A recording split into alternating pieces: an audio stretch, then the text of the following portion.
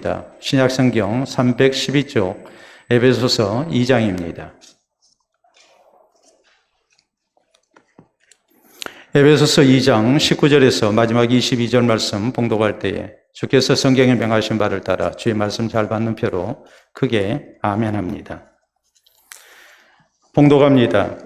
그러므로 이제부터 너희는 외인도 아니요 나그네도 아니요 오직 성도들과 동일한 시민이요 하나님의 권속이라. 너희는 사도들과 선지자들의 터위 위에 세우심을 입은 자라. 그리스도 예수께서 친히 모퉁이 돌이 되셨느니라. 그의 안에서 건물마다 서로 연결하여 주 안에서 성전이 되어가고 너희도 성령 안에서 하나님이 거하실 처소가 되기 위하여 그리스도 예수 안에서 함께 지어져 가느니라. 아멘. 일반적으로 가족의 정의는 이렇습니다. 혼인과 혈연, 입양으로 이루어진 사회의 기본 단위이며 가족 구성원이 생계 또는 주거를 함께하는 생활 공동체로서 일상적인 부양과 양육, 보호와 교육 등이 이루어지는 생활 단위이다라고 설명합니다. 한마디로 사람이 태어나서 죽을 때까지 살아가는 동안 가장 중요한 관계가 바로 가족이라는 말이요. 또 삶의 현장이 우리의 가정이라는 그런 뜻입니다. 오늘 본문 성경은 우리 성도에게 또 하나의 영적인 가족 관계가 있음을 강조합니다. 본문 19절에 보면 그러므로 이제는 너희가 외인도 아니요 나그네도 아니요 오직 성도들과 동일한 시민이요 하나님의 권속이라라고 말씀합니다. 예수 그리스도 안에서 구원받은 우리 성도는 그 누구든지 차별 없이 하나님의 권속이라고 말씀하십니다. 권속이라는 말은 돌아볼 권자 혹은 돌볼 권자를 씁니다. 또 친족 권자를 이렇게 씁니다. 그리고 무리 속자입니다. 그렇기 때문에 권속이라는 말은 한마디로 가족이라는 뜻입니다. 그러므로 이 말씀이 우리에게 무엇을 말씀합니까? 구원 얻은 성도는 모두가 하나님의 권속, 다시 말해 하나님의 가족이라는 말이요. 우리 성도는 영적으로 한 가족이 된다는 말입니다. 그래서 우리 성도에게 구원받은 하나님의 가족으로서의 영적인 뿌리를 바로 알고 또 뿌리를 든든히 내리는 가운데에 아름다운 신앙 공동체인 교회를 세워나갈 것을 우리에게 강조합니다. 사랑하는 성도 여러분, 우리는 설 명절을 얼마 전에 보냈습니다. 코로나19 감염병으로 인하여 우리가 가족을 찾지 못했다 할지라도 우리는 마음으로 가족들을 보기를 원했고 또 어떻게든 서로 연락하며 또 서로의 안부를 묻고 또 한 가족된 정을 나눴음을 우리는 잘 알고 있습니다. 지난 며칠 동안 우리는 사랑하는 가족들을 여러 방법으로 찾는 가운데 다시 한번 나의 뿌리를 확인했습니다. 그리고 서로에게 위로가 되고 기쁨이 되고 힘이 됐음을 우리는 몸소 체험했습니다. 한편으로 이때 우리 성도는 예수 그리스도 안에서 구원받은 성도로서 우리 모두 하나님의 권속인 것을 기억해야 합니다. 우리 모두가 영적으로 한 가족인 것을 우리는 잊지 말아야 합니다. 그러므로 이 시간 우리 모두 본문 성경을 통해서 하나님의 권속된 성도로서 우리가 어떤 모습으로 교회를 섬겨야 하는지 우리가 잘 살펴봐야 합니다. 그래서 나의 영적인 뿌리를 더욱 든든히 하면서 하나님께서 기뻐하시는 교회된 그런 모습을 우리가 허락을 받아야 될 것입니다. 그러면 이를 위해서 하나님의 권속된 우리 성도는 어떤 신앙 자세로 신앙생활하며 또 하나님의 교회를 섬겨야 합니까? 우리의 신앙 공동체를 우리가 세워나가야 합니까? 첫째로 우리는 하나님의 권속된 성도 한 사람 한 사람이 참으로 중요한 존재라는 사실을 잊지 말고 또 이것을 굳게 믿어야 합니다. 19절은 말씀합니다. 그러므로 이제부터 너희는 외인도 아니요 나그네도 아니요 오직 성도들과 동일한 시민이요 하나님의 권속이라라고 말씀합니다. 외인은 외국인을 말합니다. 나그네 역시 외국인 이방인들을 얘기합니다.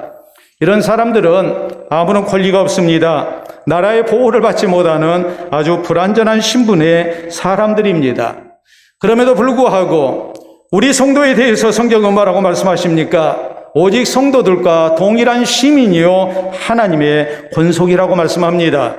그 나라의 본 백성과 같은 신분의 사람이 됐다는 말이요. 우리가 하나님의 권속, 하나님의 가족이 됐다고 말씀합니다.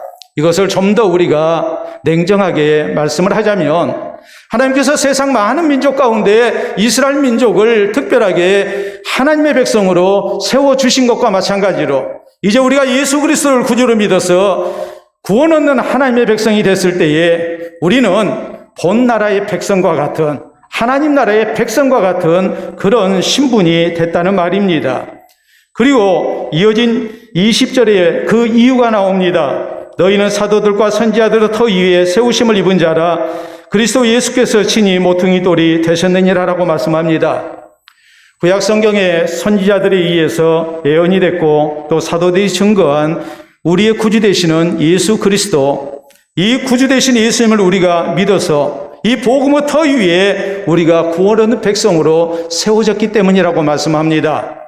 구약시대의 이스라엘 백성들이 하나님의 특별한 은총과 사랑 속에서 존재한 것과 마찬가지로 이 시대 구약 성경이 증거하는 예수 그리스도를 또 사도들이 직접 증거했던 예수 그리스도를 우리가 구주로 믿음으로 말미암아서 우리는 하나님 나라의 본 백성이 됐다고 우리가 동일한 시민이 됐다고 이렇게 말씀을 하고 있는 것입니다.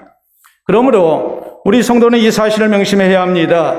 세상의 많은 사람들 가운데 예수 그리스도를 구주로 믿어서 하나님의 권속이 된 성도 한 사람 한 사람이 하나님이 보실 때에 많은 사람들 속에서 얼마나 귀하게 여기시고 사랑하시고 아끼시는 하나님의 자녀가 됐는가, 이것을 우리가 잊지 말아야 한다는 말입니다. 명절 때가 되면 우리는 누구보다도 가족의 소중함을 느끼게 됩니다. 가족들의 사랑을 통해서 나의 존재 가치를 우리는 다시 한번 깨닫게 됩니다. 마찬가지입니다. 하나님의 권속으로서 부름받은 성도는 우리 모두가 다 하나님의 영적인 가족으로서 하나님이 얼마나 사랑하시고 아끼시는 백성인지, 하나님의 가족 됐다는 것이 얼마나 소중하고 복된 일인지를 우리가 다시 한번 기억할 수 있어야 한다는 말입니다. 성경은 요한복음 1장 12절에 말씀하십니다. 영접하는 자, 곧 그 이름을 믿는 자들에게는 하나님의 자녀가 되는 권세를 주셨으니라고 말씀합니다. 우리가 부자 부모를 두었다면 그것도 세상을 살아가는 데 상당한 혜택을 입었다고 말할 수 있을 것입니다. 또 세상의 권세를 가진 아버지를 뒀다면 그 자식들 역시 다른 자식들보다 더욱더 좋은 환경에서 이렇게 삶을 살아갈 수 있게 됐다고 말할 수 있을 것입니다. 그런데 우리가 예수님을 구주로 믿어서 하나님의 자녀가 됐다는 것, 그것을 성경은 뭐라고 말씀하시는 거 아니? 하나님의 자녀가 되는 권세를 우리에게 주신 거라고 말씀하십니다. 하나님의 자녀가 됐다는 것이 얼마나 영광스러운 일인가를 성경은 분명하게 그렇게 말씀하고 있는 것입니다.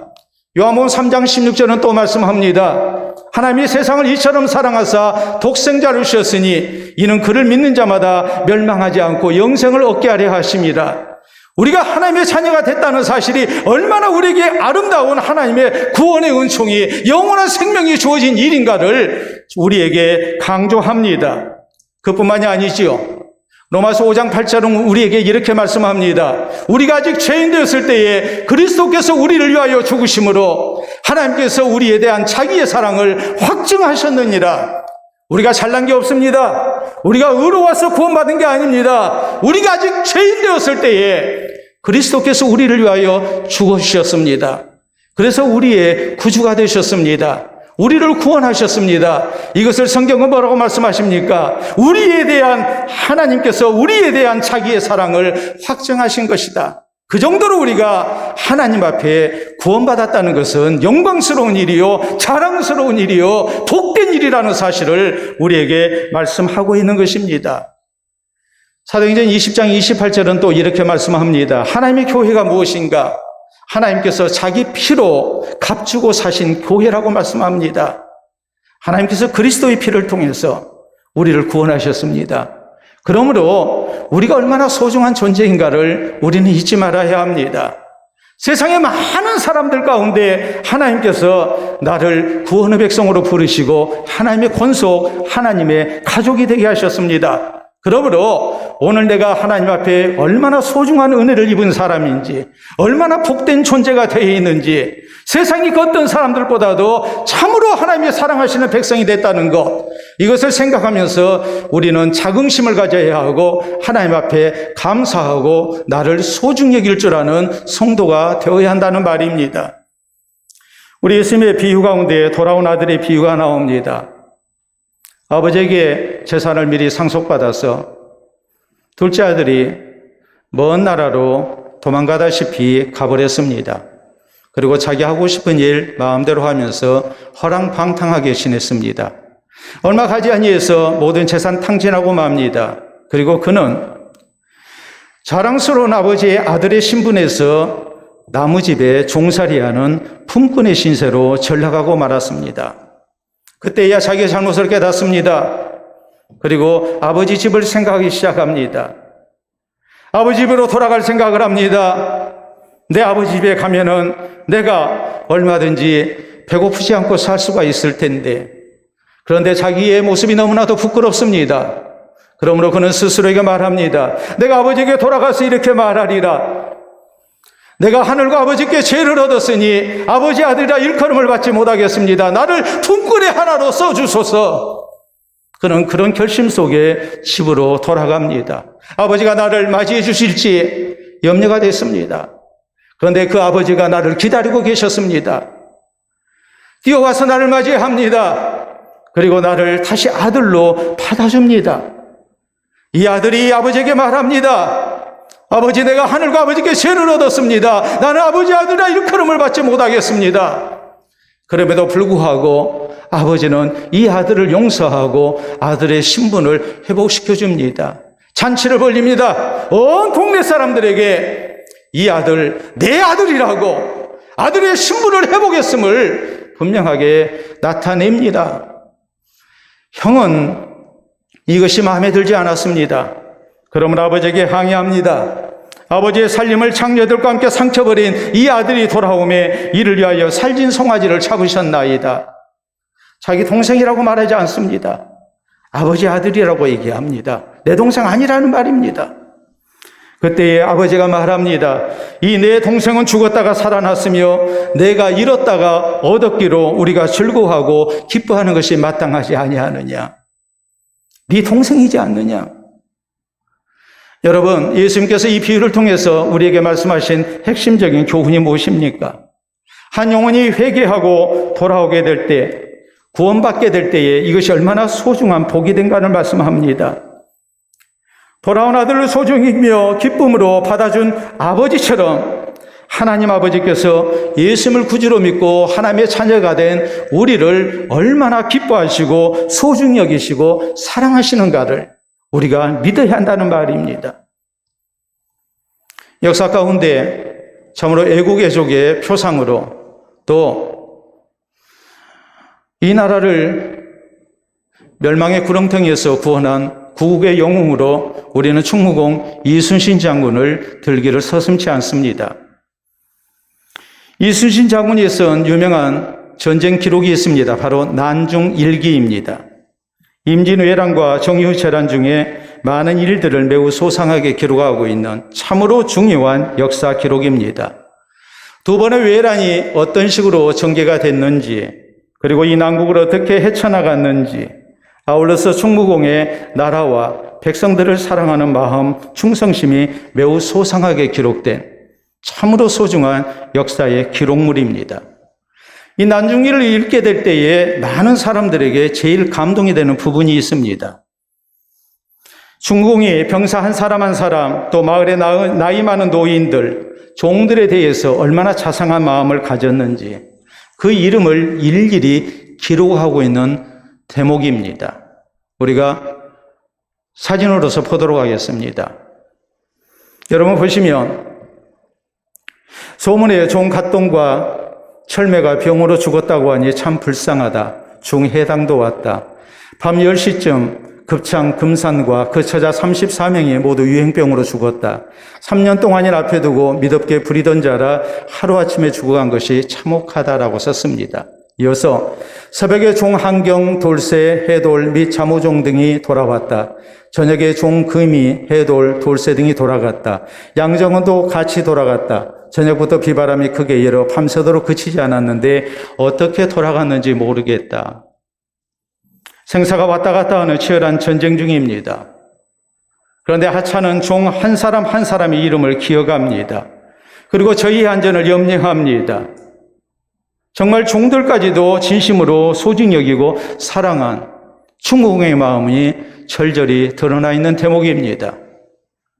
신문사회인 조선시대에 정말 하찮은 종 한 사람의 이름까지 잊지 않고 일기에다가 기록하고 있는 이 충무공의 자애로운 마음, 그리고 종들을 참으로 소중히 여기는 마음이 아름답게 기록으로 남아있는 것입니다. 사랑하는 성도 여러분, 충무공이 한 생명을 사랑하는 마음을 저토록 가졌는데 우리를 핏값 주고 사신 우리 하나님께서 하나님의 가족된 우리를 얼마나 소중히 여기시는지, 내가 얼마나 하나님 앞에 소중한 사람인지 우리는 믿어야 합니다. 성경은 이사야서 46장 3절로 4절에 하나님의 말씀을 우리에게 이렇게 전합니다. 배에서 태어남으로부터 내게 안겼고 태에서 나함으로부터 내게 업힌 너희여, 너희가 노년에 이르기까지 내가 그리하겠고 백발이 되기까지 내가 너희를 품을 것이라. 내가 지었은즉 내가 업을 것이요 내가 품고 구하여 내리라라고 말씀하십니다. 하나님 아버지께서 하나님의 자녀 된 성도들을 끝까지 사랑하시고 도와주시고 지켜주실 것을 약속하십니다. 우리를 보호하시고 우리를 선한 길로 인도하실 것을 하나님께서 분명하게 말씀하십니다. 그러므로 우리 성도는 하나님의 권속된 내가 하나님 보시기에 얼마나 소중한 존재인지 우리가 잊지 말아야 합니다. 우리 모두 서로 소중히 여기며 귀하게 여겨야 합니다. 그래서 늘 하나님의 권속된 것을 우리는 진심으로 감사하면서 또 기뻐하며 사는 가운데 서로를 소중히 여기는 아름다운 교회 공동체를 이뤄나가는 우리 모두가 될 수 있기를 바랍니다.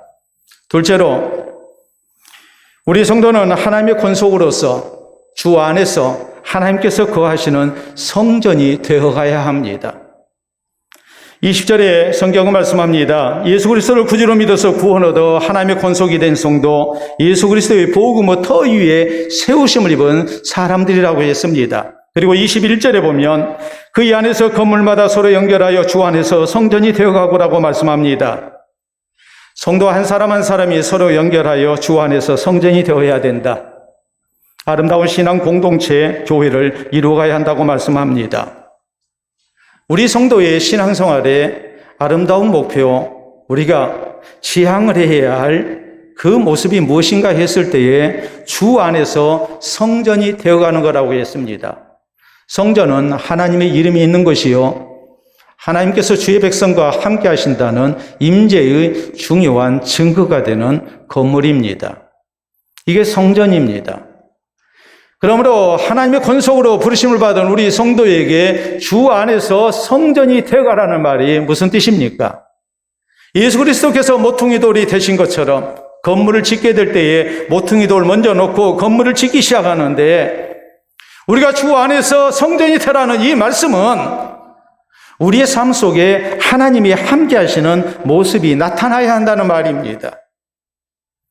무릇 명절은 가족들이 함께 모이는 날입니다.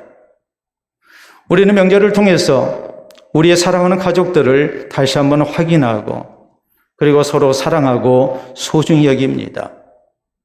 그렇기 때문에 그렇죠. 명절 때 가족이 모이지 아니하니까 명절이 명절 같지 않은 그런 모습으로 우리가 올해 명절을 보냈습니다. 우리가 하나님의 권속된 증거가 뭐겠습니까? 우리가 하나님의 가족된 증거가 뭐겠습니까? 그것은 우리가 주님이 거하시는 성전이 되어가는 것입니다. 우리의 삶 속에 하나님께서 함께 하시는, 하나님이 임재하시는 그런 성전이 되어가는 것, 이것이 우리에게 있어야 한다는 말입니다. 그래야 우리는 진정으로 하나님의 가족이라는 말을 할 수가 있다는 뜻입니다. 살아계신 하나님의 말씀에 우리가 순종하며 또 하나님과 동행하는 삶, 또 하나님께 기도하며 하나님께서 우리 삶 속에 임재하시고 도와주시는 삶, 우리의 선한 행실을 통해서 하늘에 계신 아버지께 영광을 돌려드리는, 이 영광을 드러내는 아름다운 삶의 모습, 이런 것을 통해서 우리는 하나님의 가족인 것이 사람들에게 보여져야 하고 증명이 돼야 한다는 말입니다. 이것이 주 안에서 성전이 되어간다는 뜻입니다. 우리 예수님은 우리를 향해서 말씀하셨습니다. 너희는 세상의 소금이요 세상의 빛이라고 말씀하시고, 너희 착한 행실을 통하여 하늘에 계신 너희 아버지께 영광을 돌리게 하라라고 말씀하십니다. 초대 예루살렘 교회 성도들이 모기를 힘썼고 사도들의 가르침을 따라서 저희는 아름다운 신앙생활을 힘썼습니다. 그 모습을 보고 세상 사람들이 칭송합니다. 저 사람들은 하나님의 백성들이다. 초대 예루살렘 교회의 성도들이 단순히 수가 많이 모였기 때문에 그래서 하나님의 백성이라고 인정받은 게 아닙니다. 저희의 신앙생활하는 모습이, 저희의 사는 모습이 정말로 하나님의 백성답게 하나님을 모시고 사는 사람들처럼 세상 사람들에게 보였기 때문에 많은 사람들이 저희를 칭송했고, 또 그로 인해서 하나님께서 구원 얻는 백성을 날마다 더해 주시는 하나님의 가족들이 늘어나게 하시는 은혜를 허락하십니다. 안디옥 교회도 그랬습니다. 저희의 삶 속에 그리스도가 살아계셨습니다. 그 모습을 보고 사람들은 안디옥 교회 교인들을 부를 때에 그리스도인이라고 불렀습니다. 작은 예수, 그리스도와 함께 사는 사람이라는 뜻입니다. 우리나라 소설가 가운데 남과 북에서 다 인정을 받는 소설가가 있습니다. 바로 벽초 홍명희입니다. 홍명희는 임꺽정전의 작가로 유명합니다. 임꺽정전은 살아있는 우리말 사전이라는 평가를 받을 정도로 우리말의 감칠난 맛을 제대로 표현하고 있는 아주 뛰어난 소설입니다. 홍명희는 작가였고 언론인이었습니다. 또 일제강점기 때에 독립운동을 했고 이로 인해서 옥고를 치르신 애국자입니다. 우리가 잘 아는 작가 이광수와 또 최남선 등과 더불어서 조선의 3대 천재라고 불렸던 사람입니다. 이 홍명희 작가가 제일로 존경하는 사람이 있습니다. 바로 그의 아버지 홍범식입니다. 홍명희의 아버지 홍범식 씨는 충남 금산의 군수였습니다. 그러다가 우리나라가 일본에 의해 나라를 빼앗기자 비통해하며 자결을 한 애국지사입니다. 이분이 죽을 때 이런 유서를 남겼습니다. 조선 사람으로서 의무와 도리를 다하여 잃어버린 나라를 찾도록 하라. 죽을지언정 친일을 하지 말고 먼 훗날이라도 아버지 나를 욕되게 하지 말지어다라고 했습니다. 아들 홍명희는 이 아버지의 유서를 액자에 보관을 해서 책상 앞에 걸어놓고 아침과 저녁으로 바라봤고 아버지의 유언을 마음에 새겼습니다. 그리고 혹시라도 아버지의 명예와 이름에 누가 될까 봐서 그는 늘 조심하며 살았습니다. 나중에 홍명희는 이렇게 말합니다. 나는 임꺽정전을 쓴 작가도 아니다, 학자도 아니다, 홍범식이라는 애국자의 아들이다. 나는 일생 동안 아버지의 명예에 티끌이라도 흠낼세라 마음 쓰며 살아왔다라고 말합니다. 애국자인 아버지의 유언을 따라서 독립운동을 했고 또 아들로서 아버지의 이름에 부끄럽지 않도록 그는 최선을 다해서 살았습니다. 그래서 역사는 이렇게 평가합니다. 훌륭한 그 아버지의 자랑스러운 아들이었다. 사랑하는 성도 여러분, 성경 고린도전서 10장 31절에 우리에게 말씀합니다. 그런즉 먹든지 마시든지 무슨 일을 하든지 다 하나님의 영광을 위하여 하라. 우리가 하나님의 자녀라면, 우리가 하나님의 권속이라면, 우리가 하나님의 가족이라면 우리 아버지 되신 하나님께 영광되는 모습으로 살아야 한다. 우리의 삶을 통해서 우리 가운데 살아계신 하나님이 함께하고 계심이 드러나야 한다고 우리에게 말씀합니다. 이것이 주 안에서 성전이 되어가는 겁니다. 이것이 자식으로서 아버지와 함께 사는 모습입니다. 그렇기 때문에 우리 성도는 모든 일에 하나님의 영광을 드러내는 하나님의 자녀가 되어야 됩니다. 늘 하나님과 동행해야 합니다. 하나님의 말씀에 순종해야 합니다.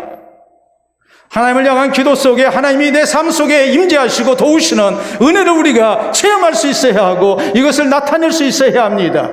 또 우리의 착한 행실을 통해서 하늘에 계신 아버지께 우리가 영광을 돌려드려야 합니다. 우리의 전적인 삶을 통해서 내 삶 속에 살아계신 하나님이 드러나게 해야 합니다. 그래서 주 안에서 하나님께서 거하시는 성전이 되어가는 우리 모든 하나님의 권속들이 될 수 있기를 바랍니다. 셋째로 우리 성도는 하나님의 권속으로서 하나님의 성전으로 지어져 가야 하는데 함께 지어져 가야 합니다. 21절로 말씀합니다.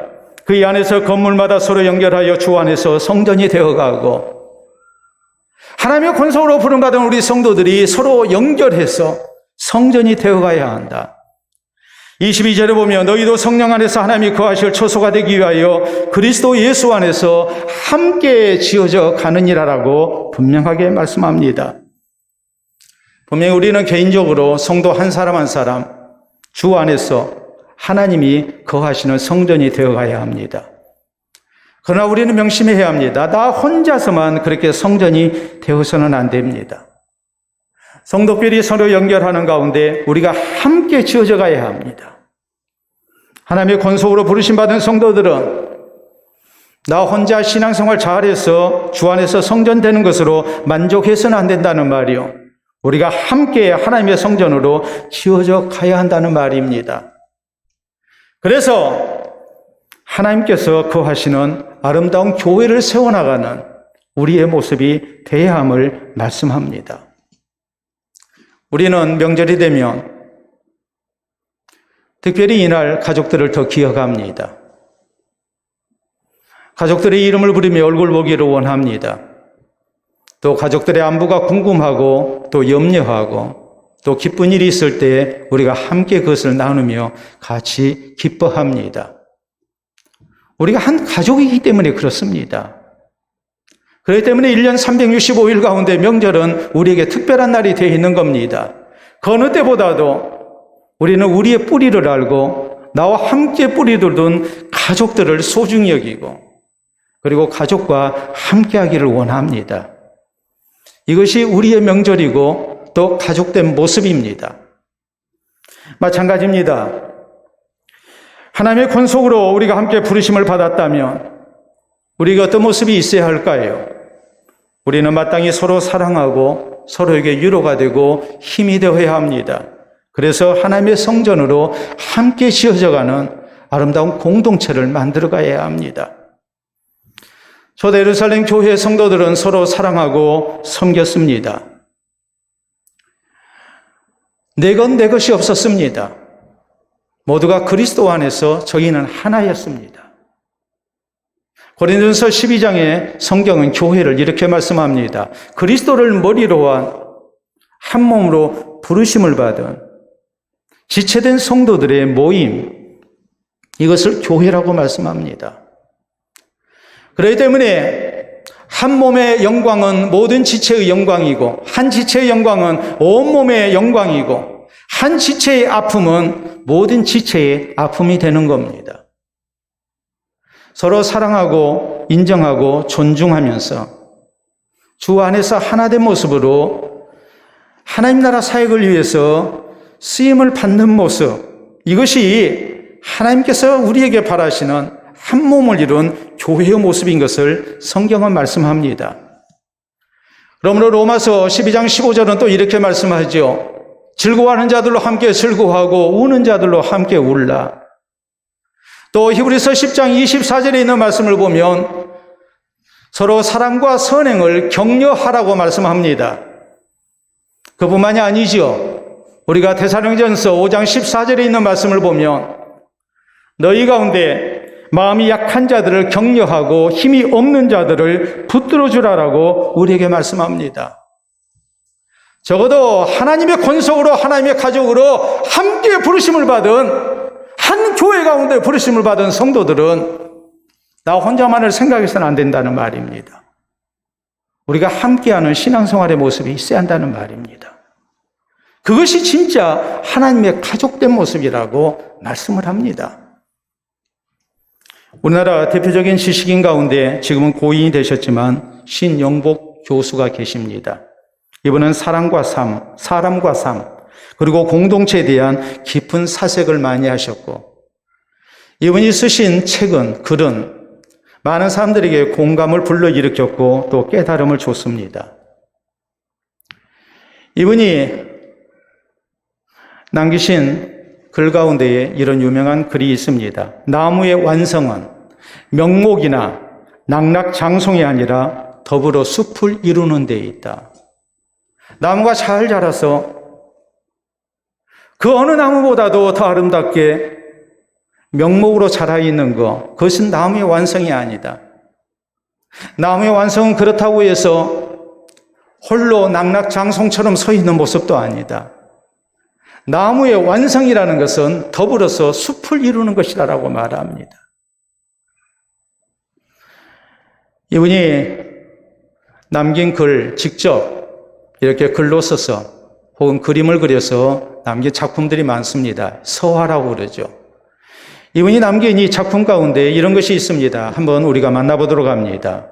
여러분 보시게 되면 더불어 숲. 나무가 나무에게 말했습니다. 우리 더불어 숲이 되어 지키자. 또 다음 작품 봅니다.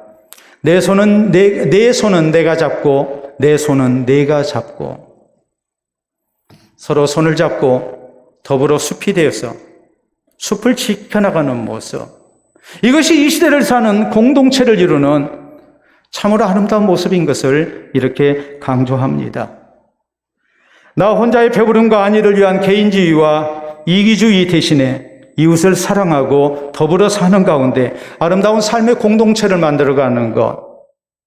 이것이 동시대를 사는 우리의 본분이고 의무인 것을, 또 우리의 꿈과 목표가 되어야 함을 분명하게 강조합니다. 그러므로 사랑하는 성도 여러분, 하나님의 권속으로 함께 부르심을 받은 우리 모든 성도에게도 오늘 이 모습이 있어야 합니다. 우리 모두 서로 사랑해야 합니다. 위로하고 힘이 되어야 됩니다. 우리가 하나님 나라 사역에 함께 쓰임받아야 합니다. 우리 교회가 아름다운 신앙 공동체가 되게 해야 합니다. 그래서 나 개인적으로도 주께서 거하시는 성전이 되어져야 되겠지만 우리 모두가 함께 우리 하나님이 거하시는 성전으로 지어져가는, 그리고 아름다운 신앙 공동체된 교회를 세워나가는 이 은혜가 우리에게 있기를 바랍니다. 우리는 오케스트라를 잘 압니다. 관현악단이죠. 여러 가지 관악기, 목관악기, 금관악기, 혹은 현악기, 타악기, 이런 악기가 조화가 돼서 연주하는 악단, 이것을 우리는 오케스트라라고 얘기합니다. 보통 60에서 100개 정도의 악기가 동원돼서 연주합니다. 그렇기 때문에 참으로 웅장하지요. 이 많은 악기 가운데 목관악기인 이런 악기가 있습니다. 여러분 한번 보도록 하겠습니다. 보시면 저건 금관악기처럼 생겼지만은 실제로는 이렇게 도금을 한 거기 때문에, 은으로 이렇게 도금을 입힌 거기 때문에 저건 목관악기입니다. 뭡니까? 플룻입니다. 자, 다음 악기 보도록 하겠습니다. 다음 악기, 저거 뭘까요? 피콜로입니다. 피콜로는 역시 목관악기인 플룻의 꼭 절반에 해당되는 악기입니다. 피콜로라는 말 자체가 이탈리아 말로 작은 플룻이라는 말입니다. 많은 악기 가운데, 오케스트라의 많은 악기 가운데 가장 작은 악기, 그게 바로 조금 전에 여러분이 보셨던 피콜로입니다. 그런데 오케스트라 연주와 관련해서 이런 유명한 일화가 있습니다. 세계적으로 유명한 지휘자 마이클 코스타가 있는데, 이 사람이 중요한 연주회를 앞두고 오케스트라 연습을 시키고 있었습니다. 마이클 코스타는 지휘하다가 갑자기 악기 하나의 소리가 들리지 않는다는 것을 알았습니다. 살펴봤더니 피콜로 연주자가 연주하지 않고 가만히 있는 것입니다. 아마도 장엄한 오르간 소리나 혹은 천둥 같은 북소리가 울려 퍼지고 있으니 나 하나쯤은 소리 내지 않아도 표가 안 날 것이라고 생각했는지도 모릅니다. 지휘자 마이클 코스타는 이런 유명한 말을 합니다. 피콜로, 당신이 있음으로 해서 오케스트라가 산다는 것을 명심하시오. 아무리 많은 악기가 다 자기 소리를 낸다 할지라도 피콜로가 자기 소리를 내지 아니하면 절대 완벽한 연주가 되지 않는다는 말입니다. 오케스트라의 모든 악기가 다 소중하다는 말입니다. 큰 악기만 소중한 게 아닙니다. 작은 악기도 소중합니다. 큰 소리만 내는 악기만 소중한 게 아닙니다. 작은 소리를 내는 악기도 참으로 소중합니다. 필요 없는 악기 하나도 없습니다. 모두가 함께 어우러져서 아름다운 곡을 연주하기 위해 최선을 다할 때에, 그럴 때 비로소 정말 아름다운 연주가 이루어지는 것입니다. 사랑하는 성도 여러분, 하나님의 권속으로 함께 부름받은 하나님의 교회도 마찬가지입니다. 우리는 기억해야 합니다. 하나님의 권속으로 하나님의 가족으로 부름받은 나 한 사람 한 사람이 하나님 보시기에 얼마나 소중한 존재인가 우리는 잊지 말아야 합니다. 그리고 우리는 하나님께서 거하시는 하나님의 성전으로 지어져 가야 합니다. 하나님이 내 삶 속에 계시도록 해야 합니다. 이 모습이 나 혼자뿐만이 아니라 우리 모두에게 같이 나타나도록 해야 합니다. 하나님께서 동시대에 우리를 한 교회 가운데 불러주셨습니다. 그러면 우리가 어떻게 해야 합니까? 우리가 떨어져 있는 동안에 서로를 사모하고 서로를 소중히 여기며 서로를 위하여 기도하며 얼굴 보기를 원했듯이 우리는 서로 사랑하며 서로 섬기며 하나된 모습으로 아름다운 신앙 공동체를 이뤄가기를 다시 한번 다짐해야 합니다.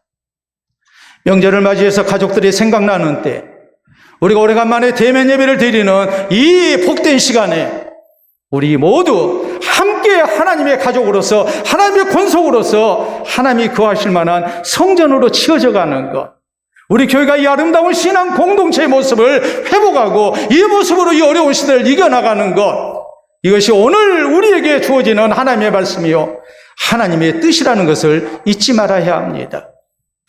그래서 장차 하나님의 권속으로서 우리가 하나님 나라에 함께 들어가는 우리 모든 성도 되시기를 우리 주님의 이름으로 축원합니다. 우리 함께 기도합니다. 다시 말씀드립니다. 우리는 떨어져 있는 동안에 서로가 우리에게 소중한 사람이라는 것을 마음 깊이 느꼈습니다. 명절의 가족만 소중한 것이 아니라 영적 가족된 우리 성도 한 사람 한 사람이 하나님께 또 서로에게 소중한 사람이라는 것, 우리가 다시 한번 느꼈는데 이 마음 가지고 이제 아버지 되신 하나님께서 내 삶 속에 함께 하시는 아름다운 신앙생활을 할 것을 다짐하면서 우리가 함께 이 하나님의 아름다운 성전으로 치어져 가는 것, 또 아름다운 신앙 공동체를 이뤄가는 것, 이것이 하나님께서 우리에게 바라시는 뜻임을 알고 우리에게 귀한 기도의 다짐이 있기를 바랍니다. 기도합니다.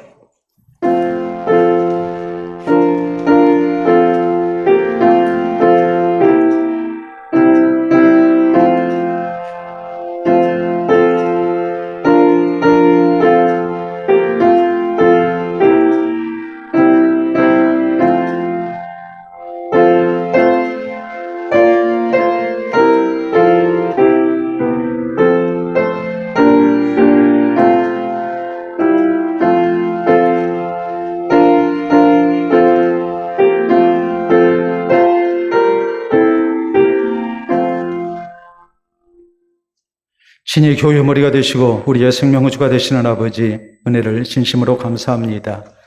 세상 많은 사람들 가운데 우리 한 사람 한 사람 하나님의 자녀로 불러주시고 또 그리스도 안에서 한 공동체 되어 주의 교회를 섬기며 하나님 나라 사역에 헌신될 수 있도록 은혜 주심을 진심으로 감사합니다. 명절을 맞이하여 가족들을 생각하는 때에 우리에게 영적 가족이 있음을 기억하게 하시고 또한 대면 예배를 통하여 우리가 서로 소중히 여기며 또 얼굴 보기를 힘쓸 수 있도록 은혜 주심도 참으로 감사합니다. 오늘 하나님의 권속된 백성으로 우리를 불러주셨으니 우리 모두 서로를 소중히 여기며 또 우리가 하나님 앞에 얼마나 복된 백성인가를 잊지 않기를 원합니다.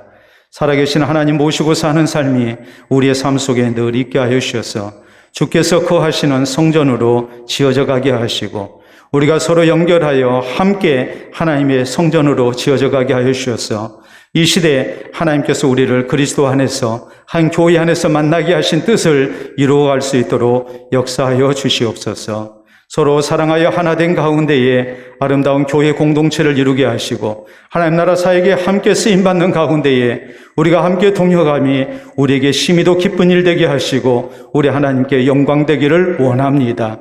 각자 있게 하신 삶의 일터에서 우리 하나님께서 기뻐하시는 모습으로 살아가게 하여 주셔서 하나님의 영광을 드러내게 하시고 우리를 통해 우리 하나님께서 많은 사람들에게 드러나는 아름다운 역사가 있게 해 주시옵기를 원합니다.